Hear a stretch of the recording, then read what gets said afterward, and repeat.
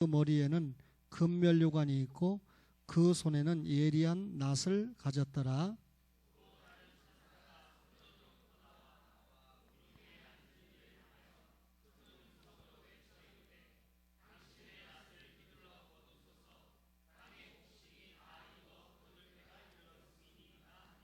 구름 위에 앉으시니가 낫을 땅에 휘두르매 땅의 곡식이 거두어지니라.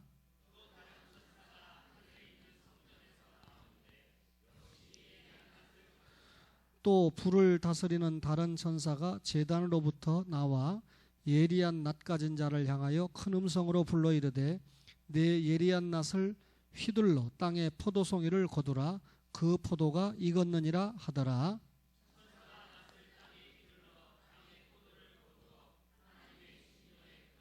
함께 성 밖에서 그 틀이 밟히니 틀에서 피가 나서 말 굴레까지 닿았고 1200 스타디온에 퍼졌더라.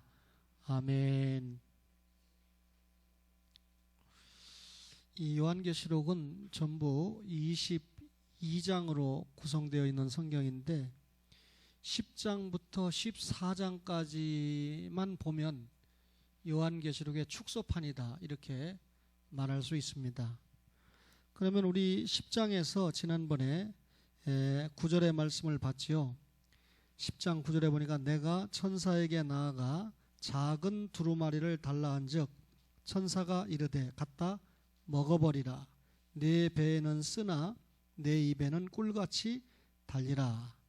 그러니까 이 천사와 작은 책, 사도 요한과 작은 책 얘기인데 작은 책은 하나님의 말씀이죠. 신구약 66권을 우리가 갖다가 먹을 때 입에는 달지만 그 말씀대로 살려니 그 말씀대로 사명을 감당하려니 쓰더라라고 하는 말씀으로 설명을 했습니다. 11절에 가면 두 증인 이야기가 나오죠. 11절 2절에 보니까 42달 동안 1260일 동안 두 증인이 예언 권세, 예언을 한다 그랬죠. 먹은 말씀을 가지고 주님이 재림하실 때까지 전하는 사명을 감당하는데 전할 때 어떤 일이 생깁니까? 11장 7절에 보니까 8절에 소돔과 애굽이라고 하는 그러니까 주님을 십자가에 못 박은 영역, 말씀을 전할 때 반대하는 영역에서 어떻게 됩니까?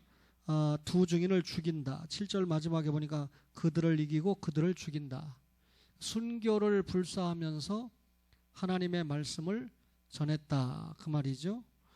그런데 여러분 만약에 순교를 당하고 그것으로 끝나면 어떻게 되겠습니까? 12절을 보세요. 11장 12절에 보니까 하늘로부터 큰 음성이 있어 이리로 올라오라 함을 그들이 듣고 두 증인이 듣고 구름을 타고 하늘로 올라가니 그들의 원수들도 구경하더라. 두 증인이 말씀을 묻고 사명을 감당하는 중에 순교를 당하는 정도까지 되었으나 어떻게 됐습니까? 그 영혼들이 어떻게 됐습니까? 하늘로 올라가니 그들의 원수들도 구경했다. 이 말은 두 증인이 최후에 승리했다라고 하는 것을 우리에게 보여주고 있습니다. 그런데 여러분 우리 12장에 가면 지난 시간에 우리가 공부하면서 큰 붉은 용에 대해서 공부를 했죠. 그렇죠? 큰 붉은 용이 구약 교회가 예수님을 탄생하게 하려고 하는데 방해를 놨으나 승리를 했고 그 다음에 하늘에서 영물들의 전쟁이 있었으나 큰 붉은 용과 사자들이 이긴 게 아니라 미가엘과 사자들이 승리를 했고 그 다음에 세 번째로는 13절에 보니까 신약 교회를 용이 도전을 했지만 역시 하나님의 보호 한 때와 두 때와 반 때를 양육받았다. 교회가 주님이 재림하실 때까지 보호를 받아서 문제가 없이 승리했다. 그러니까 용이 어떻게 했습니까? 성도 개개인에게 그렇죠? 12장 17절에 보니까 그 여자의 남은 자손 그러니까 교회 성도들 가운데 남은 자손이 어떤 사람입니까? 하나님의 계명을 지키고 예수님의 증거를 가진 자들과 싸우려고 그러니까 지금 큰 붉은 용은 계속해서 여러분과 저에게 유혹하고 시험하고 있다는 것을 말씀을 드렸습니다. 근데 13장은 오늘 공부할 장은 아닙니다만 1절에 보니까 내가 보니 바다에서 한 짐승이 나오는데 뿔이 10이고 머리가 7이다. 설명은 생략하겠습니다만 바다에서 올라온 짐승은 적기독 패권 국가를 이야기합니다. 예수님을 반대하는 패권 국가죠. 신앙을 반대하는 패권 국가인데 2절 마지막에 보니까 용이 자기의 능력과 보좌와 큰 권세를 바다에서 올라온 짐승에게 주었다. 큰 붉은 용이요, 자기의 능력, 자기의 보좌라고 하는 것은 이 용이 통치하는 영역 아닙니까? 권세 아닙니까? 그 다음에 큰 권세를 그에게 주었다. 그래서 바다에서 올라온 짐승이 결국 남은 자손들을 대적하는 겁니다. 그러니까 큰 붉은 용이 권세를 줬죠. 그 다음에 13장 11절을 보세요. 내가 봄에 또 다른 짐승이 땅에서 올라오니 어린 양같이 두 뿔이 있고 용처럼 말을 했다. 어린 양 아닙니다. 근데 어린 양 흉내를 내요. 용처럼 말을 해요. 결국은 하나님을 배신하게 하고 거짓 복음, 다른 예수, 다른 영을 말한다는 거죠. 그러면 땅에서 올라온 짐승은 뭡니까? 거짓 선지자예요. 그러면 큰 붉은 용이 적그리스도의 수장이고 그것이 바다에서 올라온 짐승, 그러니까 적기독 패권 국가, 과거로 말하면 소련과 같은 그런 국가에다가 엄청난 힘을 줘서 교회와 신자들을 핍박한다는 거죠. 마지막 7번째 짐승이 기다리고 있습니다. 그죠? 첫 번째 짐승이 뭡니까? 애굽, 둘째가 아수르, 셋째가 바벨론, 넷째가 페르시아, 다섯째가 그리스, 여섯 번째가 로마, 그리고 마지막 7번째 적기독 패권 국가가 나오면 세상은 끝이 온다라고 하는 게 계시록의 말씀이죠. 적기독 패권 국가를 이야기하는 게 바다에서 올라온 짐승입니다. 그런데 땅에서 올라온 짐승은 거짓 선지자를 이야기하는데요. 12절을 보세요. 13장 12절에 보니까 그가 먼저 나온 짐승의 모든 권세를 그 앞에서 행한다 그랬습니다. 이 거짓 선지자들도 다 이적을 이야기하고요. 용처럼 양같이 두 뿔이 있고 용처럼 말을 하니까 예수님 같이 말을 하고 하니까 속아 넘어가는 거예요. 오히려 이단들이 생활은 더 깨끗하잖아요. 그렇게 안 하면 누가 넘어가겠습니까? 생략하고요. 14장에 가면요, 만약에 여러분 큰 붉은 용이나, 용서하세요, 바다에서 올라온 짐승이나 땅에서 올라온 짐승 얘기만 하면 어떡하겠어요? 이 세 가지가 불신자들에게 뭘 주냐면 13장 16절에 보면 666이라는 표를 줘요. 13장 16절 마지막에 보니까 자유인이나 종들에게 그 오른손에나 이마에 뭘 받게 합니까? 표를 받게 한다. 이 표가 뭡니까? 666이라는 표예요. 666의 표는 멸망의 표죠. 지옥 가는 표죠. 영원한 사망의 표입니다. 이 표를 누가 줍니까? 큰 붉은 용과 바다에서 올라온 짐승과 거짓 선지자가 합작해서 이 불택자들에게 666이라는 표를 준다는 거예요. 근데 여러분과 저는 666이라는 표가 관계없잖아요. 그죠? 초원교회 예배를 저녁 7시로 돌리면 어떨까요? 혹은 7시 반이나. 그럼 또 저녁 먹고 와서 피곤할까요? 그죠? 점심 식사를 금식하는 것으로 정하면 어떨까요? 앞으로 구역 식구들 돌아가면서 밥하기도 힘들고 한데 점심을 금식하면 오후 예배 때 절대 졸릴 일이 없을 텐데, 나름대로는 열심히 복음을 전하려고 해도 점심을 워낙 잘 잡숴놓은 데다가 오늘은 목사가 용서하세요, 떡까지 드시게 해놨으니 얼마나 이 주님이 주시는 단잠이 달겠습니까? 남은 떡은 없어요. 우리 필리핀 교회 다 갖다 줬으니까. 필리핀 친구들이 그 떡을 먹는지 안 먹는지는 몰라도 분명한 건 우리 날레인 성도는 먹죠. 떡, 코리안 떡 잘 먹죠. 예. 주는 자가 복이 있어요. 뭐 끝나고 남은 거 어디 있는가 찾으려고 하지 말고 이 지하에 떡 갖다 주는데 모자란다고 그래서 제 거 하나 가진 것까지 내가 주었습니다.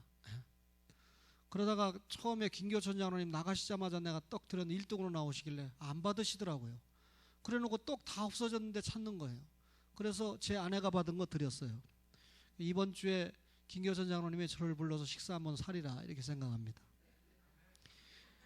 여러분 14장에 가니까요 14만 4천 명이 부르는 노래 그랬는데 오늘 이 본론이 아니니까 14만 4천 명이 어떤 사람이냐, 아까 인맞은 666에 표받은 자의 반대죠. 택자예요. 신자입니다. 그러면 14만 4천 명은 첫째로 어린 양의 인도를 받는 교회 사람들입니다. 14장 1절에 보니까 어린 양이 시온산에 섰다. 어린 양이 인도하는 사람들이 14만 4천 명이고, 두 번째로는요 성도들끼리만 모인 교회예요. 14만 4천 이미 구원받고 시온산 천국에 간 사람들이니까 거기는 불택자도 불신자도 없어요. 성도들만의 교회가 시온산 교회입니다. 세 번째는요 새 노래를 부르는 교회예요. 3절에 보니까 새 노래를 부르니 그랬습니다. 14만 4천 명은 이미 구원받고 천국에 입성한 성도들이기 때문에 천국에서 이제 죄와 관계없는 구속의 노래, 감격의 노래만 부르고 있는 성도들입니다. 4절에 보니까 이 사람들은 여자와 더불어 더럽히지 않는다. 14만 4천 명은 정절, 영적 정절, 도덕적 정절이 있는 교회인데, 이 정절 부분에서 한마디 하겠지만 마태복음 10장 36절 이하에 보면 육정과 구별된 사람들이 정절을 지키는 자입니다. 목사도 그렇고 교회 지도자들이 정절을 이야기하면서 가족 때문에 무너지는 거예요.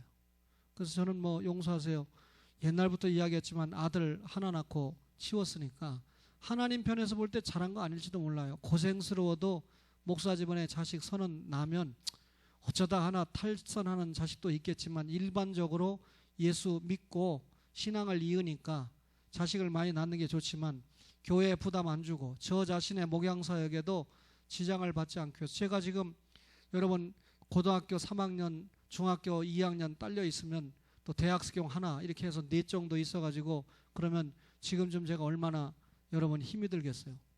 성도들이 사례 좀 안 올려주나 하는 그 눈치 때문에 얼마나 힘이 들겠어요. 3천 명 정도 모이는 교회의 자녀가 외국어 대학교 다니는데 제 시간에 은혜를 받고 이미 2년 전에 공부를 했는데도 계속 교제를 해오고 있습니다. 그런데 3천 명 정도 모이는 교회니까 아빠가 여러분 좀 여유가 좀 있지 않겠습니까? 근데 이 아이가 이런 얘기를 해요. 지난주 화요일 날 저는 외대에 들어와서 미국에 2년도 언어 연수도 2년을 갔다 왔는데 거의 자비량으로 했다는 거예요. 어떻게 그렇게 했느냐? 그러니까 방법을 몇 가지 이야기하면서 지금도 학교에 홍보대사를 하면서 아르바이트라는 아르바이트는 다 뛴대요. 왜 그렇게 하느냐? 그러니까 연말에 교회가 이 재정 결산을 할 때 목회자의 자녀들에게 학비가 많이 들어갔다는 말을 듣기 싫어서 자기가 그렇게 한다는 거예요. 참 제대로 된 놈이다 이렇게 생각을 했어요. 그러면서 열심히 공부해서 지금까지 계속해서 장학금을 탔는데 지난 학기도 전장학금을 탔대요. 근데 이 대학 다니면서 장학금 못 타는 아이들도 조금 좀 이상해요. 제가 보니까 외국어 대학교에서 저한테 배운 애들이 거의 물어보면 열심히 하는 애들은 반장학금 이상은 다 타요. 등록금이 한 300만 원이면 150만 원씩은 다 타요. 그러니까 외국어 대학교가 장학금을 많이 주는 학교인지 아니면 아이들이 공부를 진짜 잘해서 그렇게 주는지는 몰라도 하여튼 고신대학교에서 물어보면 장학생 찾아보기가 눈 뜨고 비벼야 되거든요. 그런데도 맨날 고신대학교에서 우리 보고 장학금 보내라고 편지 와요. 근데 외대는 장학금 보내라고 편지 안 오는데도 장학생이 많더라고요. 학교가 좀 부자라서 그런지 이 장로님 가문에서 많이 내놓는지는 모르지만 어쨌든 그 아이의 그런 이야기를 들으면서 어쨌든 자녀를 많이 낳지 않은 것을 후회하지는 않습니다. 무슨 얘기하다 이야기했는데 가족들 때문에 무너지는 목사가 너무 많다는 거예요. 그러니까 주님께서 여러분 이 주님을 따라오려면 본토와 친척 아비집을 버리고, 다시 말하면 이 말은 가족을 버리라는 말이 아니고 가족보다는 누가 우선이라는 겁니까? 주님이 우선이라는 건데 결정적일 때 보면 주님이 우선이지 않아요. 남편이 우선이고 자식이 우선이고 아내와 남편이 우선이 되는 거죠. 주님과 주님의 몸이 우선이 돼야 되는데 정절이 있는 교회입니다. 그 다음에 여러분 14만 4천 이 시온산 교회는 목자 제일 교회잖아요. 맨 뒤에 4절에 보면 어린 양이 어디로 인도하든지 따라가는 자며, 지상의 교회는 저를 포함한 목사들이 바르게 하다가도 잘못할 경우가 많기 때문에 완전하게 믿고 따라가지 못하지만 어린 양 예수님, 죄가 없는 우리를 구속하신 주님은 언제 어느 때나 따라가도 우리가 손해가 없죠. 시온산교회는 마지막으로 제물되는 교회입니다. 4절 마지막에 보니까 처음 익은 열매로 하나님과 어린 양에게 속한 자들이다. 여기 처음 익은 열매를 드렸다. 제물이 되는 교회다. 천국에 가면 우리 자신이, 구원받은 우리 자신이 제물이 돼서 하나님께 늘 감사, 감격의 예배와 찬양을 드린다. 그러면 우리는 14만 4천 명에 속하는 성도들이니까 얼마나 행복합니까? 그 이후에 6절에 보니까요, 공중에 날아가는 천사가 있는데 그 천사가 6절 마지막에 보니까 뭘 가졌습니까? 영원한 복음을 가졌는데, 그 천사가 영원한 복음이니까 얼마나 귀한 일입니까? 그걸 작게 전할 수가 없어요. 큰 음성으로 말하기를, 첫째, 하나님을 두려워해라.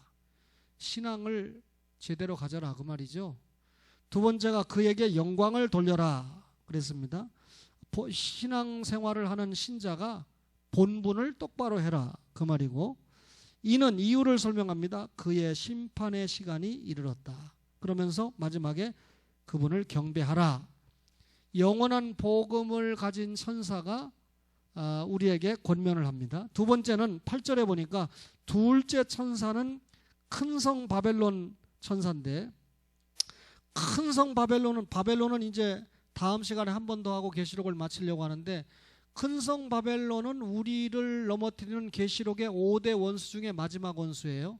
첫 번째 원수가 큰 붉은 용, 두 번째가 바다에서 올라온 짐승, 세 번째가 땅에서 올라온 짐승, 네 번째가 666 표받은 자, 다섯 번째가 큰 음녀, 다른 말로 큰 성 바벨론.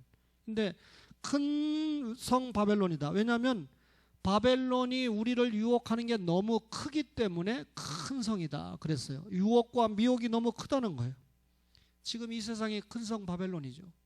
지금 이 세상이 소돔이죠. 지금 이 세상이 애굽이지 않습니까? 그래서 큰 성 바벨론에 대해서 외친 천사가 진노의 포도주를 먹이던 자다. 큰 성 바벨론은 음행으로 우리에게 진노의 포도주를 먹이던 자라고 알려줍니다. 마지막 세 번째 천사가 9절에 보니까 또 다른 천사고 셋째가 큰 음성으로 말하죠. 만일 짐승과 그의 우상에게 경배하고 이마이나 손에 표를 받으면 그도 하나님의 진노의 포도주를 마신다 그랬어요. 자, 그러면 여기 짐승, 누구를 얘기하죠? 만일 짐승과 그의 우상에게 경배하고 이마이나 손에 표를 받는다. 그러면 짐승은 뭘 얘기합니까? 바다에서 올라온 짐승. 그죠? 그 앞장에서 공부했죠. 그 다음에 우상에게 경배한다는 건 뭡니까? 땅에서 올라온 짐승. 땅에서 올라온 짐승은 거짓 선지자로 우상을 경배하게 한다고 그랬죠. 그 다음에 이마이나 손에 표, 666 표 받은 걸 말하는 거잖아요. 그러니까 바다에서 올라온 짐승에게 경배하고 땅에서 올라온 짐승에게 경배해서 결과적으로 666 표를 받은 자는 진노의 포도주를 마시면서 10절 마지막에 보니까 불과 유황으로 고난을 받는다. 불과 유황은 지옥불 아닙니까? 그렇죠? 그러면서 12절에 보니까 성도들의 인내가 여기 있나니 그들은 하나님의 계명과 예수에 대한 믿음을 지키는 자다 그랬습니다. 여기 예수에 대한 믿음, 이게 믿음이에요.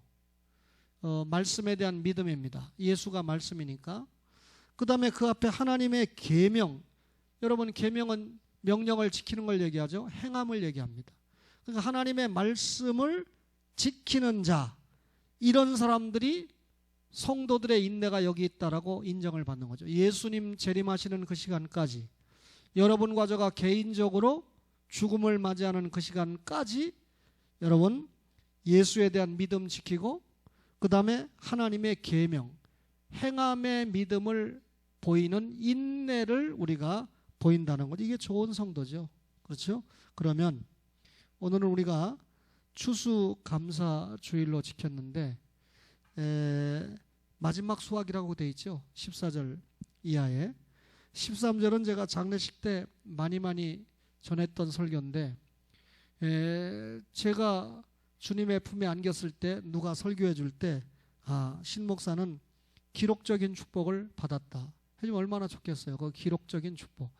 여러분, 제가 개혁정론의 장문의 기록을 남기니까 역사에 정당한 평가를 받는 사람들은 기뻐하지만 거기에 암울하게 예컨대 신사참배를 한 사람들은 거기에 자기 이름이 나오니까 얼마나 부끄럽겠어요. 그러니까 지워달라고 그러죠. 지워달라고 할 짓을 뭐하러 합니까? 그죠? 그 다음에 여러분, 주 안에서 죽는 자, 신앙생활하다 죽는 자가 복이 있다는 말이죠. 성령이 이르시되 그러하다. 누가 보증해줘요? 사람이 보증해주는 게 아니라 그분은 정말 믿음으로 살았습니다. 그런 장로님 없습니다. 정말 그분은 역대 빛날 권사님이죠. 이런 보증을 성령님이 보증해 줄 때 그분이 복이 있죠.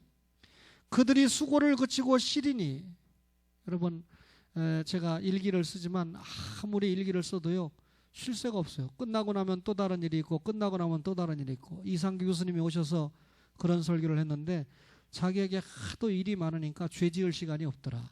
딴 걸 생각할 여가가 없더라. 동의합니다. 뭐 다른 데 돌아볼 여가가 있어야죠. 근데 제가 오늘 이런 생각을 했어요. 어떤 권사님이 오늘 식사 준비를 하면서 문자를 간단하게 보냈는데 제가 문자를 못 봤습니다. 오늘 저 데리고 가는 거 잊지 않으셨죠?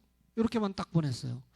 그러면 어떤 다른 성도가 볼 때 여성도가 목사에게 문자를 보냈는데 오늘 저 데려가는 거 잊지 않으셨죠? 하면 이거 굉장히 오해가 될 수 있거든요. 제가 그런 경험을 한 적이 있어요. 뭐 컴퓨터를 키다가도 떠드다니까 내가 어떤 데는 끄지도 못하고 바쁘니까 오기도 하고 그런데 어디에 가서, 지금은 뭐 컴퓨터 남이 집에 가서 할 이유가 없습니다만 과거에는 스마트폰이 없으니까 컴퓨터 있는 데를 꼭 찾아가야 되거든요. 서점이라든지 아는 집에. 심지어는 부산 시청도 많이 이용을 했고. 근데 어느 서점에서 메일을 하다가 그냥 안 끄고 왔는가 봐요. 뒷사람이 봤는데 어느 딸이 저한테 메일을 보냈는데 목사님 이제는 저를 놓아주세요. 이걸 가지고 어느 딸이 문제를 만들었어요. 야, 어느 신목사가 어느 제자를 굉장히 좋아하는데 이거 봐라, 목사님 저를 이제 놓아주세요. 그러니까 엄청나게 사랑하다 놔달라는 소리 아니냐. 야, 이제 얘기하네요. 그 오늘 어느 권사님 문자를 받고 내가 그게 생각났어요. 다음날 가니까 그 어느 분이 진짜 나를 사랑하니까 내가 아무리 봐도 교수님이 그런 분 같지 않은데 도대체 이게 문제가 뭐냐. 그때 이분이 부산에서는 여전도사 안 쓰거든요. 사실 뭐 최재희 전도사님이나 이정순 전도사님이나 이런 분들이 훌륭해서 올라온 것도 있지만 부산의 교회 100개 가운데 90개는 여전도사 안 써요. 왜냐하면 여전도사 쓰면 교회 주저앉거든요. 편당하니까. 이 부산 경상도 사람들이 회개 많이 해야 돼요. 우리 김규환 목사님부터 시작해서 보면 프라이드가 굉장하던데 부산 사람들 여전도사 안 써요. 왜냐하면 여전도사들이 신방하면서 지편 만들고 자꾸 교회를 주저앉히고 편당하니까. 그러니까 전도사 갈 데가 없어요. 전도사 꼭 하고 싶은데. 그래서 그 당시에 추경호 목사님 교회를 소개하면서, 은성교회를 소개하면서 그 딸을 계속 내가 소개를 했어요. 그런데 이 딸은 또 우리 교회는 불러주면 오고 싶은데 거기까지는 또 가고 싶지 않은 거예요. 무슨 말인지 알겠죠? 근데 우리 교회는 이미 그 당시에 신은영 전도사가 있었던지 하여튼 간에 내가 신은영 전도사 보고 느닷없이 그만둬라, 딴 전도사 와야 되는, 이럴 수는 없잖아요. 그래가지고 내가 계속해서 은성교회는 또 여전도사님 구해달라고 그러고 나한테. 그래서 은성교회 가라고 계속 쪼니까 자기 안 간다고 하는 말을 구체적으로 써야 되는데 이제는 저를 뭐 자유하게 놓아주세요. 은성교회 가라고 얘기하지 말라는 말이었어요. 그 말이. 그 앞에 메일을 내가 계속 꺼내가지고 보내줬습니다. 그러니까 그 교회 가라고 강권하지 말라는 말을 그렇게 써가지고 제가 얼마나 힘이 들었는지 모릅니다. 그래도 뭐 주님이 다 아시니까 용서하세요. 마지막 수학 이야기하겠습니다. 자, 수고를 그치고 쉬리니 그랬고 그 다음에 마지막 뭐라고 했어요? 이는 그들의 행한 일이 뭐라고요? 따름이라.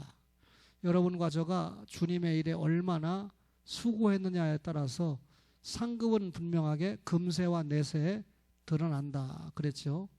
여러분 목사도 지난날 어쨌든 정말 제가 이 자리에서 이런 얘기하면 여러분들이 굉장히 교만하다고 할지 모르지만 고려신학교 갈 실력은 아니거든요. 고려신학대학원도 떨어지는 친구들이 있는데 저런 대학은 내가 그냥 갑니다. 오해하지 마세요. 그런데 정말 신학교 목사가 되려면 그 학교 가야 되는 걸로 알고 지도자가 워낙 홍보를 잘하니까 그렇게 갔는데, 나는 지금 이 고려신학대학원 가면서도 지금 찜찜한 게 지연이 같은 애를 떨어뜨렸거든요. 결국은 후보에 붙었었는데 정시에. 근데 120명을 교육부에서 TO를 받아가지고 120명을 딱 뽑는데 들어가기는 120명이 들어가는데 3학년만 되면 절반도 안 남아있다는 거예요. 무슨 말인지 알겠죠? 120명이 다 나와도 우리 교단에 2,000개 교회니까 부교육자 수급이 어려운데 우리 교회에서 고려신학대학원 출신의 부교육자를 불러온다? 장로님들이 굉장히 애를 써야 될 겁니다. 그러니까 용서하세요. 해광교회 같은 경우는 저보다도 사례 더 많잖아요. 부목사님들이. 용서하세요. 250만 원에 주거 제공하고 보너스 200% 해서 14달. 그래서 부목사님 모셔오는 거예요.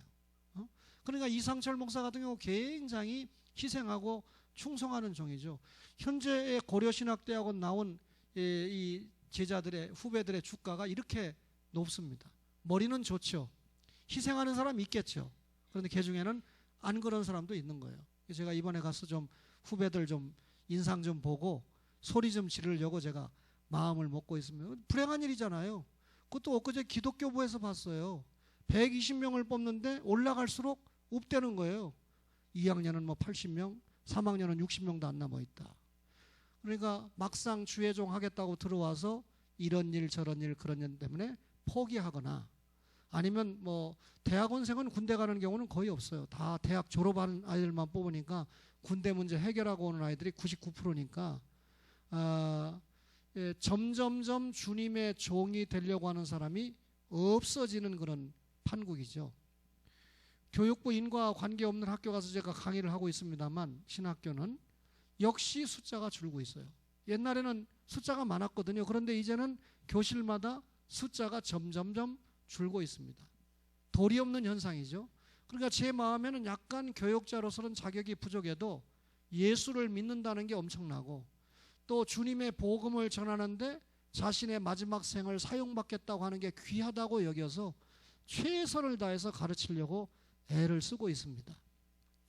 자, 여기 보니까 14절에 간단하게 설명할게요. 또 내가 보니 흰 구름이 있고 구름 위에 인자와 같은 이가 있다. 여러분, 예수님이 마지막 재림하실 때 구름 타고 오시죠. 여러 성경에 마태복음 24장 30절을 유시한 여러 성경에 구름 타고 오신다. 그 다음에 구름 위에 인자와 같은 이가 있다. 예수님이 흰 구름 위에 있다. 이 말은 죄가 없는 성결하신 분이다 이 말이고, 인자 사람의 아들과 같다 이 말은 예수님이 중보자다 그 말이죠. 하나님이 죽을 수 없으니까 우리의 죄값으로 누가 죽어야 되잖아요. 그래서 죽을 수 있는 하나님이 예수님 사람의 몸을 입고 이 땅에 왔다. 그래서 인자예요. 그죠? 예수님이 사람의 아들로 온 이유가 죽기 위해서입니다. 그러니까 중보자 예수님을 여기 인자라고. 인자와 같으니 이 말은 중보자 예수 그리스도다. 하나님과 인간 사이에 막힌 담을 헐어버리고 죄 삭신 사망을 대신 갚기 위해서 오신 중보자 예수님입니다. 그 머리에는 금면류관이 있고, 예수님이 금면류관 썼다 이 말은 왕이다 그 말이죠. 왕이 금면류관 쓰잖아요. 그리고 십자가와 부활을 통해서 승리했다. 승리의 왕관입니다. 따라서 여러분, 왕이신 승리의 예수님을 말하고, 그 손에는 뭘 가졌어요? 예리한 낫을 가졌다. 예수님이 예리한 낫 가졌다 이 말은 말씀, 그죠? 말씀이 심판도 하고 말씀이 상급도 주거든요. 따라서 말씀대로 심판한다 그 말입니다. 15절, 또 다른 천사가 성전으로부터 나와 구름 위에 앉은 이를 향하여 큰 음성으로 외쳐 이르되, 여기 다른 천사가 성전, 하늘 성전에서 왔다는 말은 하나님의 전권 대사라는 말이죠. 하나님이 보냈어요. 누구에게 보냈습니까? 여러분, 당신의 낫을 휘둘러 성자 예수님에게 보냈어요. 다시 말하면 성부 하나님이 천사를 성자 예수님에게 보내서 성부 하나님의 명령을 전하는 거예요. 당신의 낫을 휘둘러 거두소서, 땅의 곡식이 다 익어 거둘 때가 이르렀음이니이다 하니 그랬습니다. 여러분, 땅의 곡식이 다 익었다 이 말은 원래 여러분 우리가 이 지금 죽었다 그러면 개인적인 종말이잖아요. 근데 주님이 재림하실 때는 우주적인 종말입니다. 모두 다 신앙과 행위에 따라서 심판을 받으니까 모두 다, 그죠? 근데 지금은 개인적으로만. 왜요? 전도사님 뭐 묻었습니까? 자꾸 사인을 주시길래. 개인적인 심판이지만 주님이 재림하실 때는 우주적인 종말입니다. 이건 우주적인 종말이에요. 그러니까 예수님 재림하실 때 땅의 곡식, 여기 곡식은 정확하게 말하면 누구냐면 14만 4천 명이에요. 미끼로 작정된, 영생 얻기로 작정된 신자 14만 4천 명을 이제 찾으세요. 추수하세요, 그 말이에요. 그러면 여러분, 이 마지막 심판을 곡식과 포도송이로 얘기했는데, 곡식은 신자를 얘기하고 포도송이는 불신자를 얘기해요. 그러면 여러분, 구름 위에 앉으신 이가 낫을 땅에 휘두르매 땅의 곡식이 거두어지니라 그랬습니다. 구름 위에 앉으신 이가 이제 재림을 해서 낫을 땅에 휘두르니까 그동안 이 예수님이 심판주로 오신다고 그러죠. 십자가와 부활의 공로를 이루고 하늘과 땅과 그 가운데 모든 권세를 성부가 성자에게 주셨죠. 그래서 예수님이 심판주로 오신 겁니다. 땅의 곡식 성도를 거두었습니다. 잘 생각해 보세요. 예수님께서 초림하셔서 공생애를 시작하실 때 마태복음 13장에 무슨 비유? 씨 뿌리는 비유를 했죠.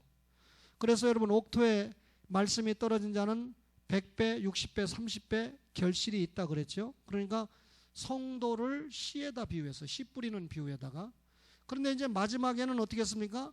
씨를 거두는 비유를 하고 있습니다. 예수님이 재림하시면 초창기에 오셔서 뿌린 이 씨를 추수하는 것으로 재림을 설명하고 있잖아요. 따라서 여기에 나오는 곡식은 예수 믿은 성도를 이야기하는 겁니다. 고린도전서 3장까지 연결시키면 그냥 예수 믿고 구원받는 정도만 아니고, 제가 이번 주 토요일 날 상훈이 외할아버지 집에 아들이 이사를 했는데, 처남이 이사를 했는데 신방 가서 제가 설교를 제가 하게 되는데, 이제 저희 장인 이야기를 좀 할 거예요. 다시 말하면 저희 장인이 저의 전도를 받고 교회 한 번도 못 나가고 11조 한 번도 못 하고 서건태 목사님에게 70만 원 용돈 주고 돌아가신 게 전부예요. 1989년 11월 그런 건 중요하지 않아요. 하여튼 88년 6년 신상훈이가 태어나고 한 3개월 후니까 저하고 제 아내가 부평의 작전동에 현대 백화점 아닌 백화점 가서 돌아다니는데 상훈이를 안고 이 양반이 간암 말기인데 3시간을 안고 계셨는데, 우리는 뭐 피덩이니까 별거 아니라고 생각했죠. 하나만 주면 신상훈이가 안 울으니까. 근데 이 간암 말기였기 때문에 너무 힘들었던 거예요. 그때 죽다 살았다고 하시는데 지금도 내가 그 생각하면 죄송하기가 짝이 없어요. 하여튼 철이 있는 딸을 낳아야지 철없는 딸을 낳다가는 손자 때문에도 고생한다고요. 그랬는데 그때 돌아가시기 전에 예수님 내려오신다, 마귀가 물러가라 이렇게 하고 돌아가셨는데, 돌아가시기 3일 전에 서건태 목사님이 세례를 주러 왔어요. 그런데 목사님, 제가 자리에서 못 일어나서 죄송합니다. 야구선수 출신, 육사 출신, 기골이 장대한, 그 당시 키가 1m 86이라고 그러면 대단한 1938년생인데 대단한 키잖아요. 근데 못 일어나서 죄송합니다. 두 번째는 세례를 받고 난 다음에 비계 밑을 이렇게 뒤지더니 나오는데 100만 원도 아니고 수표가 10만 원짜리 7장 70만 원이에요. 그 다음날 성 목사님이 교회에서 설교할 때 자기가 지금까지 30년 목회하는 중에 제일 많은 목회비를 받았다 이렇게 공개를 했어요. 1986년에 70만 원이면 내가 그 당시에 사례 교회에서 4만 원 받았으니까 몇 년치 사례죠? 2년치 사례는 되죠, 그죠? 어쨌든 내가 토요일 날 이야기할 건 장인이 예수를 믿고 돌아가셨다는데 포커스가 있는 게 아니라 부끄러운 구원을 받았다, 본전 구원을 받았다. 교회 한 번도 못 나가봤습니다. 주일학교 교사 한 번도 못 해봤습니다. 그 머리 좋은 실력 가지고. 그리고 그 재물 가지고 11조 한 번도 못 드려봤습니다. 그런데 이제 남은 사명을, 사인은 한치 건너 남 아니냐, 직계 가족들이 안시성을 가진 사람들이 신앙생활을 더 잘해서 하나님 앞에 뭐 해야 될 거 아니냐, 니네 아버지 천국으로 이사간 것처럼 지상에서 이사갈 때마다 천국을 생각해서 신앙생활 잘해라, 그렇게 설교하려고 그러는데 잘못된 거 아니죠, 여러분? 예. 저는 뭐 한다면 합니다. 그런데 제 아내가 벌써 그렇게 나올 줄 알고 복 받는 설교 좀 하세요. 교회에서도 지금 복 받는 설교 하는 거 아닙니까? 회개해라, 이게 복 받는 설교 아닙니까? 죄 하나님 앞에 고하고 용서 받아라, 이게 복 받는 설교 아닙니까? 부자 되라, 일어나라, 건강해라, 그건 절간에 가도 다 하는 소리예요. 그죠? 자, 17절 보겠습니다. 또 다른 천사가 하늘에 있는 성전에서 나오는데 역시 예리한 낯을 가졌지요. 불을 다스리는 다른 천사가, 여러분 마지막 심판은 물심판이 아니고 불심판이거든요. 여기 불천사가, 다른 천사가 제단으로부터 나와 예리한 낯 가진 자를 향하여 큰 음성으로 불러 이르되 내 예리한 낯을 휘둘러 땅에 뭘 거두라? 포도송이를 거두라. 그 포도가 익었느니라. 여기 포도송이는 666 표 받은 자예요. 아까 곡식은 14만 4천 명이에요. 여기 포도송이는 666의 종말 심판의 표를 받은 자인데 이 포도가 익었다는 거예요. 죄가 하늘에 사모쳤다는 거예요. 예수님 재림을 통해서 심판받을 때가 됐다는 겁니다. 따라서 천사가 낫을 땅에 휘둘러 땅에 포도를 거두어 하나님의 진노의 큰 포도주 틀에 던짐에, 이사야 63장 3절을 읽고 마칠게요. 이사야 63장 3절입니다. 1044페이지. 만민 가운데 나와 함께한 자가 없이 내가 홀로 포도즙 틀을 밟았는데 내가 노함으로 말미암아 무리를 밟았고 분함으로 말미암아 짓밟았으므로 그들의 선혈이 내 옷에 튀어 내 의복을 더럽혔다. 하나님의 심판을 포도주 틀에 넣고 이 불신자를, 악도들을 심판하는 것을 우리에게 설명해 주고 있습니다. 그러면 구약 성경에 이미 예고한 대로 예수님이 재림하실 때 불신자는 어떻게 됩니까? 하나님의 진노에 큰 포도주들에 밟힌다, 던진다. 20절에 성 밖에서, 여기 성은 천국입니다. 이 포도송이, 불신자는 천국 못 들어오니까 천국 밖에서 그 틀이 밟히니 틀에서 피가 나서 말 굴레까지 닿았고 1600 스타디온에 퍼졌더라. 이 스타디온이라는 수치는요, 이 로마 자로 61자인데 동서남북을 상징합니다. 따라서 여기 1600 스타디온이라는 것은 주님의 심판이 전 우주에 미친다라는 걸 예표하고 있어요. 그러니까 불신자가 어디에 숨었다고 심판을 면하는 게 아니라 동서남북 어디에 있든지 예수님 재림하실 때 예수 믿지 않았다는 이유 때문에 포도주 틀에 밟혀서 지옥 영벌로 심판의 나락으로 떨어진다, 그 말입니다. 그러면 마지막 수학의 결론이 뭡니까? 주님이 재림하실 때 여러분과 저는 곡식으로 천국 영생을 시작한다. 불신자는 포도송이로 지옥 영벌을 시작한다. 여기까지는 기본 설교입니다.